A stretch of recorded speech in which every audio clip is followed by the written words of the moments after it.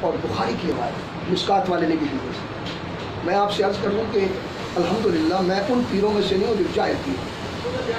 میں فاروق التحصیل ہوں 5 یونیورسٹیوں سے اور فخر کرتا تھا عبدالغفار. میری کیفیات یا میں نے چھوڑے سے لفظوں میں اپنا عقیدہ آپ کو بتا دیا کہ اصلی عقیدہ وہ پیر ہو، وہ غوث ہو کتب، وہ اصلی عقیدہ یہی ہے کہ رب کے سوا ہے کک نہیں.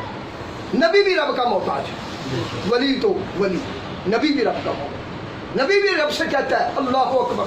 نبی پاک علیہ السلام کی نماز روزے میں عبادت میں کوئی کسر ہو سکتی ہے؟ سوال کسر کا. لیکن کیا کہہ رہے ہیں نبی جب دعا کرتی ہے نا، ہائے ہائے ہائے ہائے، تو رب کی بارگاہ میں کہہ رہے ہیں اے اللہ میں تیرا حق کی بندگی ادا نہیں کر سکتا.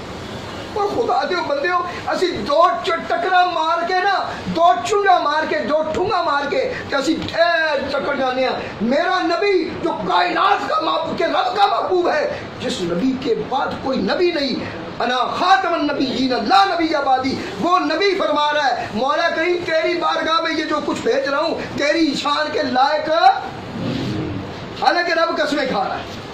تو اس لیے میری اور تیری کیا ہوگا.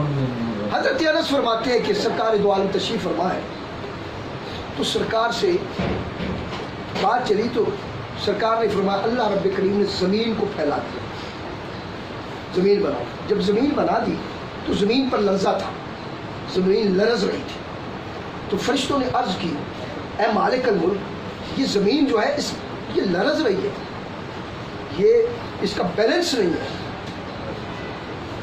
اس زمین سے بڑی کوئی شے ہے نا. اللہ نے پہاڑ پیدا فرمایا، الجبال اشد من الارض، زمین قائم ہو. اور قرآن کہتا ہے کہ یہ پہاڑ زمین کی میخیں ہیں، ان پہاڑوں کو ہم نے زمین کی میخیں بنا کے ٹھوک دیا ہے. اب یہ زمین کیا ہے؟ بالکل بیلنس. جب فرشتوں نے پہاڑ دیکھے، بلند و بالا پہاڑ، آسمان اور فلک بوس پہاڑ، تو عرض کی یا اللہ اشد من الجبال، کیا پہاڑوں سے بھی کوئی طاقتور چیز تو نے پیدا کی ہے؟ رب نے فرمایا ہاں پیدا کی. اللہ وہ کیا؟ فرمایا الحدید، لوہا. یا اللہ اس کا کیا کام ہے؟ اللہ نے فرمایا یہ لوہا، اتنے بلند پہاڑ جنہیں دیکھ کر حیبت آتی ہے، جب یہ لوہا ان پہاڑوں کی گردنوں پر پڑتا ہے تو یہ ریزہ ریزہ ہو جاتے ہیں. یا اللہ اتنا پاورفل ہے حدید لوہا، اس سے بھی کوئی پاورفل چیز؟ فرمایا ہاں میں نے اس سے بھی پاورفل چیز پیدا کی. یا اللہ وہ کیا ہے؟ فرمایا اللہ، آگ ہے، میں نے آگ پیدا کی ہے. بولا آگ؟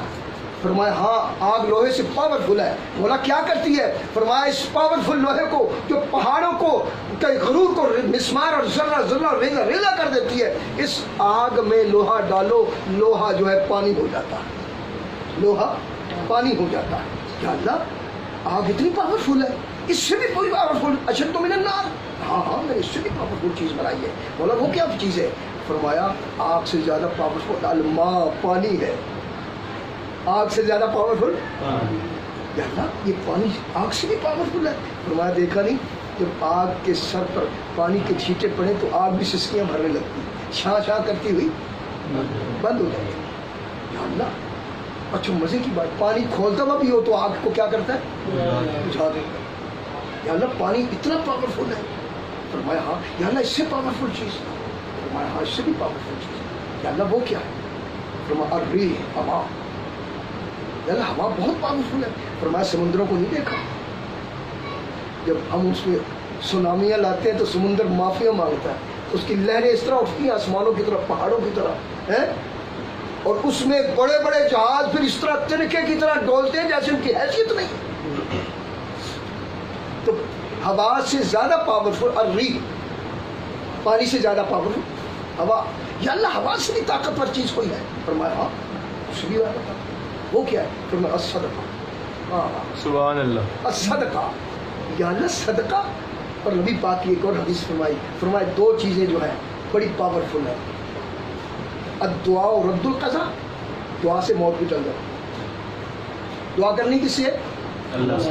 تو اللہ نے اگر میری موت 2 دن پہلے لکھ دی ہے تو 10 دن آگے بھی کر سکتا ہے. ڈاکٹر نہیں کر سکتا، انجیکشن نہیں کر سکتا، گولی نہیں کر سکتی، سارے مل کے بندے لگے رہے ٹیلے لگائے نہیں کر سکتا۔ میں اگر دعا کروں، میرے بارے میں کوئی دعا کرے تو اللہ تعالیٰ اس دیکھو نا، جس جج نے میری موت کا فیصلہ کیا اگلا جج اس کو معطل کر دیتا ہے۔ سیشن میں موت کا فیصلہ ہوا، ہائی کورٹ والا کیا کرتا ہے؟ معاف کر دیتا ہے۔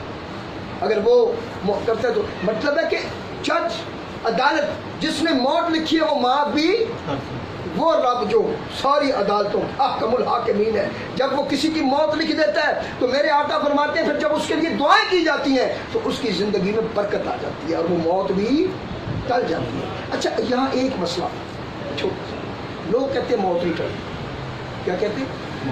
یہ بھی بات ٹھیک۔ اچھا یہ تھوڑا سا سمجھ لیں اس کی فلسفی کیا ہے۔ واقعی موت نہیں ٹلتی، پھر آپ کہیں گی تو پھر آپ کہہ رہے ہیں ٹل بھی جاتی۔ دیکھیے اگر کوئی یہ دعا کرے کہ مجھے موت آئے ہی نہیں، بات سمجھ آ گئی؟ مینو موت آوے ہی نہ، دعا کرو سارے رل کے، پھر سارے پٹھے ہو کے بھی دعا کرنا۔ موت ٹل تے سکتی ہے، موت اگے بھی ہو سکتی ہے پیچھے بھی ہو سکتی ہے، ہاں جی دعا نال، لیکن موت دعا نال فارغ نہیں ہو سکتی کہ ہن موت آوے ہی نہ۔ یہ اس لیے کہتے ہیں کہ دعا سے بھی موت نہیں ٹلتی، یعنی موت کا آنا حق ہے، موت نے آنا ہے، آگے پیچھے ہو جاتی ہے لیکن بالکل ختم۔ اور الصدقہ ترد البلا، صدقہ بلاؤں کو کیا کرتا ہے؟ اور نبی پاک علیہ السلام نے فرمایا کہ جب میت قبر میں رکھ دی جاتی ہے تو پھر وہ بے اختیار، اس کے اختیارات ختم ہو جاتے ہیں۔ کتنا بڑا بندہ ہوتا ہے، کتنی اس کی طاقت ہوتی ہے، کتنی اس کی پاور ہوتی ہے، قبر میں رکھا، سانس نکلا، کدھر گیا؟ کدھر گیا تیری عقل؟ کدھر گئی تیری بادشاہ؟ کدھر گیا تیرا تاج تخت؟ چھٹی۔ فرمایا قبر میں بندہ بے اختیار ہوتا ہے، جو دعائیں لوگ کرتے ہیں اس کے اخوۃ، اخ، بنت، اب، یہ جو ماں باپ بہن بھائی دوست یار اس کے لیے دعا کرتے ہیں جیسے کہ یہ ہو رہی ہے، یہ تو اصلی بڑی قیمت ہے۔ اور یہ دعا جو ہے قبر میں سے پہنچتی ہے، اور اس کے دو طریقے ہیں۔ اگر ہم بذریعہ مصطفیٰ کریم علیہ السلام پیش کر کے حضور کو پیش کریں تو وہ روح حضور اپنی بارگاہ میں بلاتے ہیں، سبحان اللہ، اور ایوارڈ اس کو پیش کرتے ہیں۔ اور اگر نبی کا واسطہ نہ ڈالیں تو پہنچتی پھر بھی نبی کے ذریعے۔ تو بہتر طریقہ تو یہی ہے۔ آپ نے دیکھا ہے کہ یہ جو پرائڈ آف پرفارمنس اور یہ جو اعزازات ملتے ہیں، دو، ایک 23 مارچ کو دیتے ہیں اور ایک یہ یوم پاک دوسرا دیتے ہیں۔ وہ بندے کو بلاتے ہیں، وہ بندہ کھڑا ہو جاتا ہے تو ادھر سے ایک بندہ بتاتا ہے جی اس کے یہ کارنامے ہیں، جن کارناموں کی وجہ سے اسے کیا مل رہا ہے؟ ملک کا سب سے بڑا اعزاز مل رہا ہے۔ اور کیا منظر ہوگا، یہ سارا دعا کر رہے ہیں نا، اب سرکار دو عالم عبدالغفار کو بلائیں گے۔ میں حقیقت بات کر رہا ہوں، مثال دے رہا ہوں لیکن بات ایسی، سرکار بلائیں گے، یہ تحفے، یہ دودھ، یہ کھانا، یہ دعا، یہ پڑھا ہوا قرآن، یہ کلمات طیبات، یہ حدیث کے مفاہیم، یہ جو کچھ ہم بیان کر رہے ہیں، مقصد صرف کھانا کھانا ہمارے میں سے کسی کا مقصد ہے، کھانا کھانا کسی کا مقصد، ہمارا مقصد یہ ہے کہ وہ ہمارا سنگی جو گیا ہے اللہ اس کی بخشش فرما دے۔ تو کیا منظر ہوگا، نبی پاک علیہ السلام اسے بلائیں گے اپنی بارگاہ اور اسے کہیں گے لے بھائی اے جڑا فلانا تیرا پتر ہے نا، فلاں تیرا سنگی ہے، انہیں اے تحفہ بھیجا ہے، انہیں وہ بھیجا ہے، انہیں اے بھیجا ہے، وہ سارے تحفے جمع کر کے میرے آقا نبی پاک علیہ السلام عبدالغفار کو پیش کریں گے۔ اور کتنا بڑا منظر ہوگا، یہ وہ آخرت کا منظر ہے۔ دوستان محترم، میں اسی پہ اتفاق کرتا ہوں۔ اور ایک مسئلہ اور، جب قرآن پڑھیں، جب سپاہی پڑھیں، اس کے دو طریقے ہیں۔